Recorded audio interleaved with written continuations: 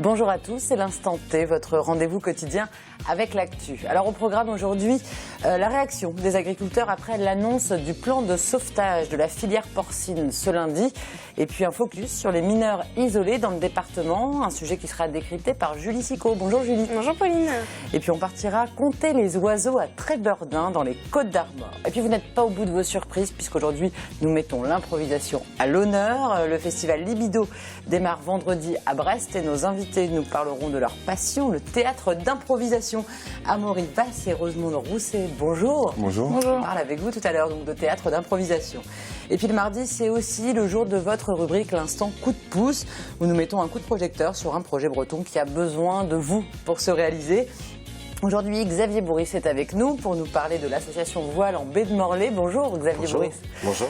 Vous nous direz pourquoi il vous faut absolument un nouveau bateau pour l'association Voile en Baie de Morlaix. Mais tout de suite, on démarre par un point sur l'actualité de ce mardi 23 février. Dans notre édition de lundi, nous vous en parlions. Le ministre de l'Agriculture, Stéphane Le Foll, et le président de région, Jean-Yves Le Drian, ont présenté des mesures pour soutenir la filière porcine. Dans le Finistère, si la Chambre d'agriculture se réjouit de ces décisions, les élus rappellent que les autres filières agricoles sont aussi en difficulté. Les explications avec Camille Pochet. Dans le Finistère, un tiers des élevages porcins sont menacés de faillite, selon la Chambre d'agriculture. Pour soutenir la filière en pleine crise, un plan a été adopté.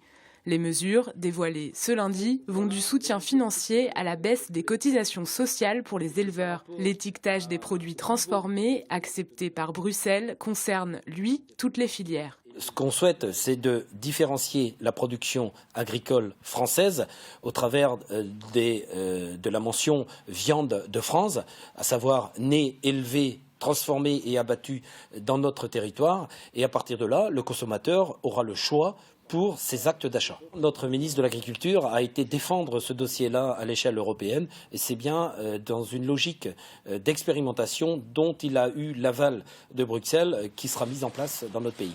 100 millions d'euros sont débloqués au niveau national. Ce fonds, en fait, va se traduire concrètement par de l'argent qui va arriver dans nos exploitations agricoles porcines dès le mois de mars, qui peut représenter une avance, ou plutôt une aide de 10 centimes par kilo de porc sur une période de 6 mois.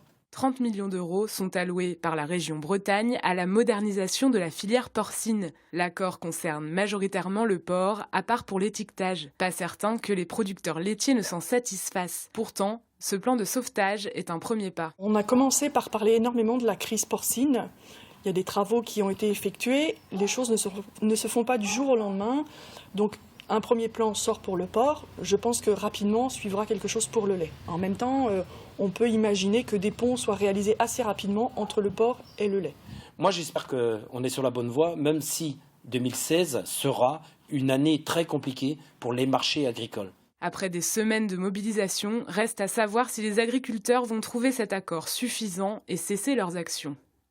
Julie Sicot, aujourd'hui vous revenez sur les mineurs étrangers isolés qui vivent dans le département. Oui, Pauline, en 2014, nous avions rencontré plusieurs de ces mineurs, et notamment Mariam et Amadou. Eh bien, nous les avons retrouvés. Ils vivent toujours dans le Finistère et sont aujourd'hui majeurs. Ils continuent d'être soutenus dans leur démarche par l'association Don Bosco. Alors, que sont devenus Mariam et Amadou? Comment vivent-ils en France? C'est votre reportage et on le regarde tout de suite. En 2014, nous avions rencontré Amadou. Il était mineur isolé étranger, arrivé en France sans famille. Aujourd'hui, nous le retrouvons sur le chantier d'une maison à Brest. À 19 ans, il a obtenu son CAP de maçonnerie. Non, je n'ai pas l'intention de partir aussi, mais j'ai toujours l'espoir parce que là, comme c'est l'administration française, je ne peux rien faire, je suis toujours à l'attente, quoi. Même diplômé, son avenir en France reste incertain. Il attend une autorisation de travail qui n'a toujours pas été accordée, alors que l'entreprise où il est en stage lui propose de signer un CDI. Je sais qu'il travaille, il est courageux, donc pourquoi prendre quelqu'un d'autre alors que lui, je sais comment il est, quoi. Comme lui, beaucoup de mineurs isolés découvrent dès l'entrée dans le monde adulte l'angoisse de l'avenir. Mariam est arrivée de Guinée-Conakry en France, seule, à 16 ans. Aujourd'hui, elle prépare son baccalauréat et aimerait poursuivre des études dans l'immobilier. Mais son autorisation de séjour n'est valable que jusqu'au 8 juillet. c'est un peu stressant, mais des fois, j'essaie de penser à autre chose pour ne pas être bloquée que sur ça. C'est pas facile, mais voilà, je me dis, il faut pas lâcher, il faut aller jusqu'au bout. Donc. Le Damier est le lieu d'accueil de tous ces jeunes à Brest. Il est géré par l'association Don Bosco qui soutient au quotidien ces mineurs. Depuis notre rencontre en 2014, le nombre de ces mineurs accueillis par la structure a plus que doublé. Ils sont 43 aujourd'hui et sont donc parfois majeurs. Une difficulté supplémentaire pour l'association. Nous avons des mineurs isolés étrangers qui grandissent, qui deviennent majeurs. Après, ils demeurent encore au service. Pourquoi ? Parce qu'il n'y a pas forcément de délivrance automatique de titre de séjour. Donc à partir du moment où on n'a pas de sortie du dispositif, on n'a pas de rentrée dans le dispositif. Donc les entrées se font aujourd'hui toujours au compte-gouttes. Chacun de ces jeunes tente de se construire un avenir malgré les difficultés, un futur qui passe aussi par l'intégration dans la ville. Une trentaine de ces jeunes va participer à l'opération maritime Brest 2016. Voilà, donc on vient de voir le cas de 2 mineurs isolés, aujourd'hui majeurs. Dans le reportage, vous dites que le nombre des mineurs arrivés, comme Mariam et Amadou, a augmenté. Combien sont-ils aujourd'hui dans le département ? Alors il faut savoir que depuis 2013 et une circulaire de Christiane Taubira, chaque département français est obligé d'accueillir un certain nombre de mineurs isolés. Le Finistère doit en recevoir 110 et ils sont actuellement 170 dans notre département. Alors en 2013, les textes indiquaient qu'il y avait plus de 8000 jeunes accueillis en France et dans les pays membres de l'Union européenne. Alors pour en revenir en Finistère, il semble que le département en accueille plus que prévu, 170 plutôt que 110, ce qui pose question. Nos collègues de France Bleu Brésil se sont interrogés sur la présence de filières d'immigration clandestine. Un réseau de passeurs essaie-t-il de faire entrer des personnes sur le territoire en les faisant passer pour des mineurs isolés, alors qu'en réalité ils seraient plus âgés? Eh bien, on a posé la question à Nathalie Sarabezol, la présidente du conseil départemental. Je pense qu'il y a toujours sur la misère des gens, du crime qui s'organise et ces filières et ces réseaux sont d'abord des filières et des réseaux criminels et à mon sens, ce sont ces jeunes-là qui en sont les premières victimes, qui arrivent ici parce que certes ils ont souhaité quitter leur pays, mais ils arrivent ici avec de faux espoirs, de fausses idées, en donnant beaucoup d'eux-mêmes, beaucoup de moyens et se retrouvent un peu abandonnés aussi sur le territoire. Donc à mon sens, ce sont eux les premières victimes. Alors est-ce que le département, Julie, va modifier sa politique d'accueil des mineurs isolés ?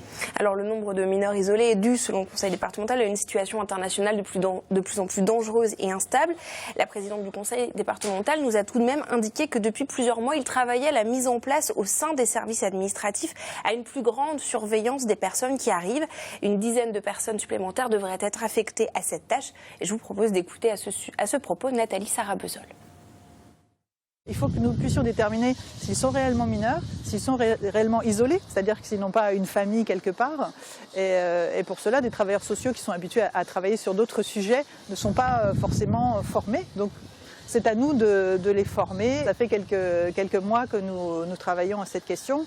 Et donc il est prévu d'avoir notamment un point d'entrée, c'est-à-dire une cellule d'agents spécialisés qui pourront mener ces entretiens pour aussi décharger les autres travailleurs sociaux du département de ces tâches et qu'ils puissent se concentrer sur leur mission d'accompagnement des jeunes. Alors combien coûte l'accueil des mineurs isolés, Julie ? Alors pour rappel, le budget du département c'est plus d'1 milliard d'euros. 100 millions sont consacrés à l'aide sociale à l'enfance et 2 millions sont adjugés aux mineurs isolés étrangers. Un budget qui évidemment souffre de la baisse des dotations de l'État, alors que l'on a vu le nombre de jeunes mineurs isolés continue d'augmenter et devrait encore croître quand on sait par exemple qu'ils sont près de 300 dans la jungle de Calais et que l'État souhaite démanteler cet endroit. Merci beaucoup Julie pour cet éclairage. Direction les Côtes d'Armor maintenant, où depuis l'automne, la station de Ligue pour la protection des oiseaux de Pleumeur-Baudou procède à des comptages d'oiseaux hivernants.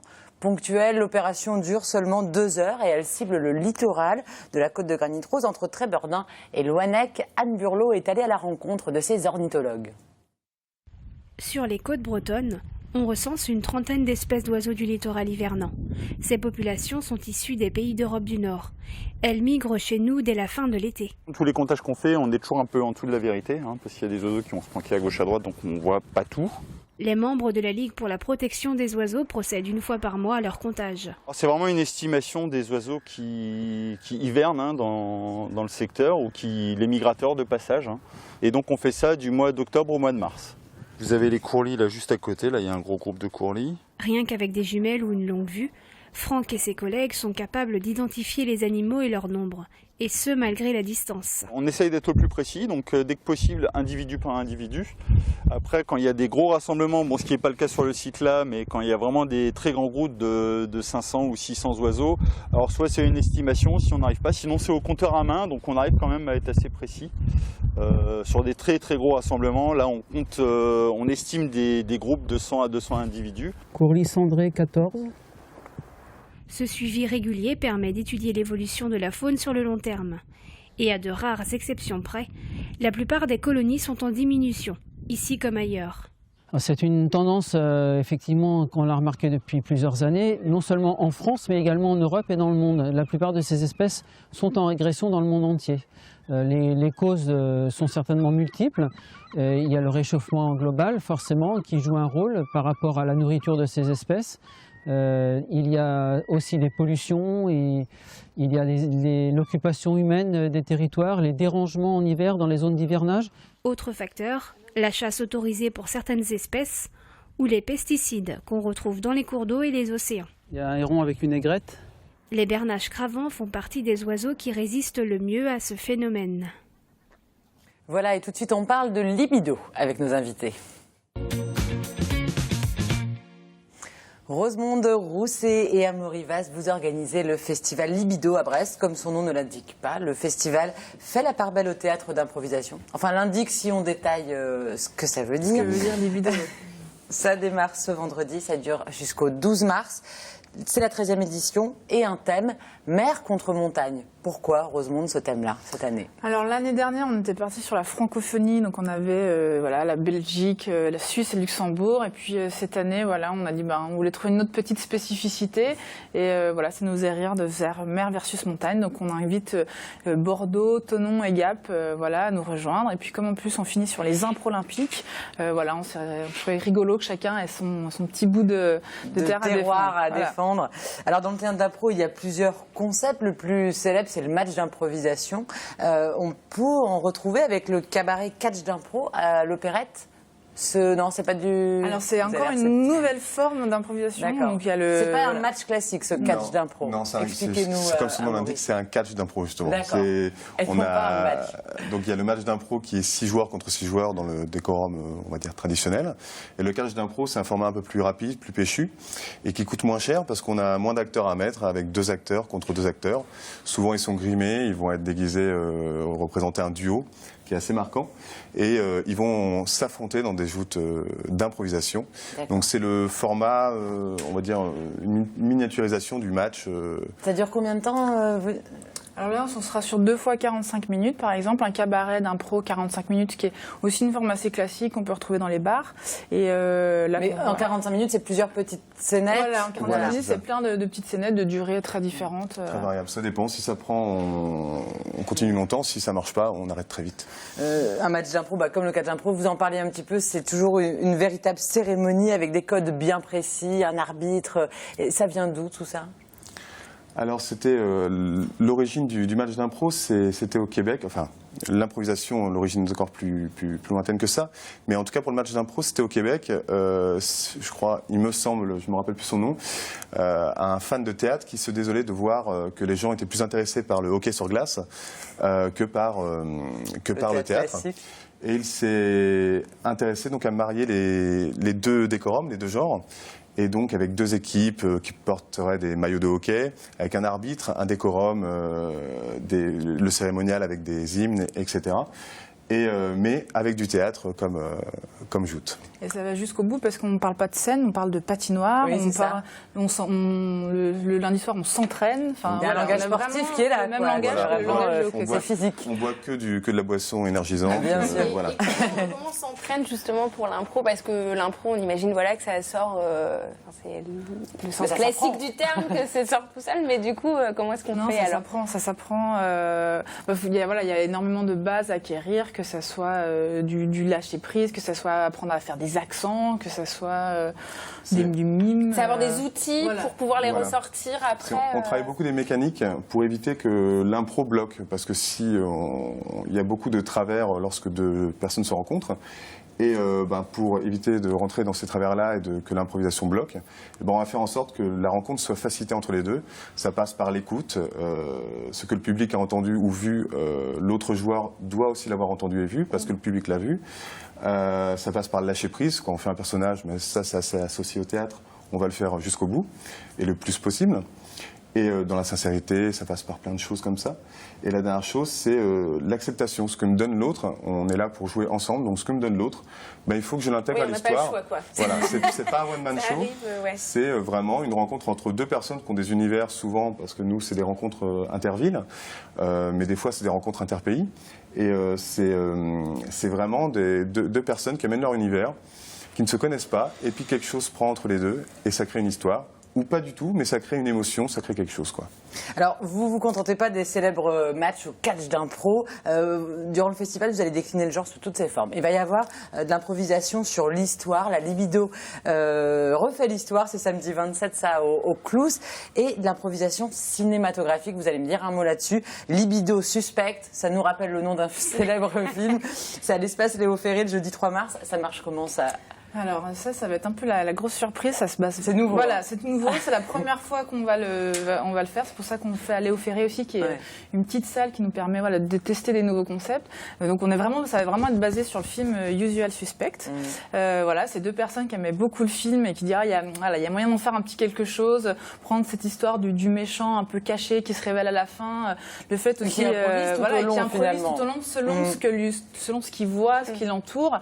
Et on s'est dit ça peut être très intéressant à essayer alors pas de faire la même histoire, c'est vraiment pas l'intérêt, mais de s'inspirer de cette trame-là pour faire un concept. Donc il y aura un suspect effectivement qui ça n'a jamais été fait, mais Donc à voir à l'espace Léo Ferré le jeudi 3 mars.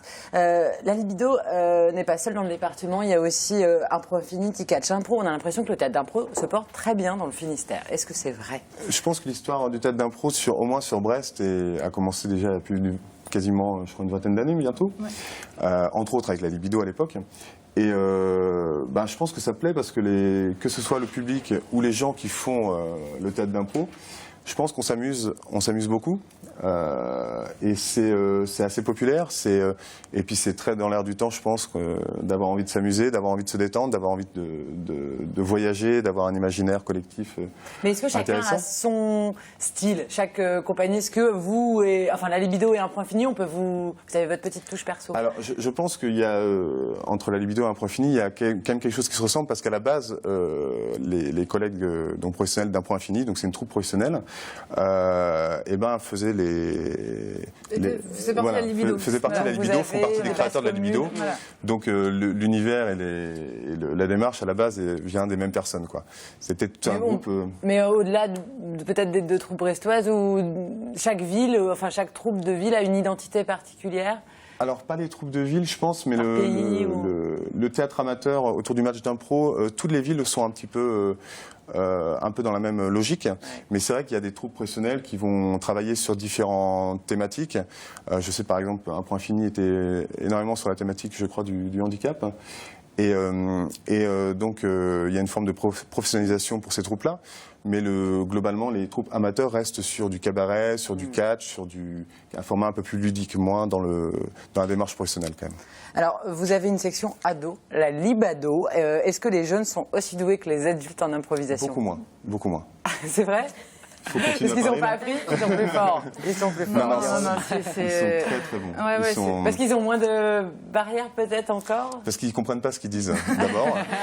Là où nous on a certaines barrières, certaines retenues parce qu'on est devenus adultes et avec tout ce que ça comporte, eux non, pas du tout. Ils ont encore beaucoup de rêves, beaucoup d'espoir, et ils n'ont pas encore subi toutes ces désillusions qui font que sur scène aujourd'hui ils font n'importe quoi.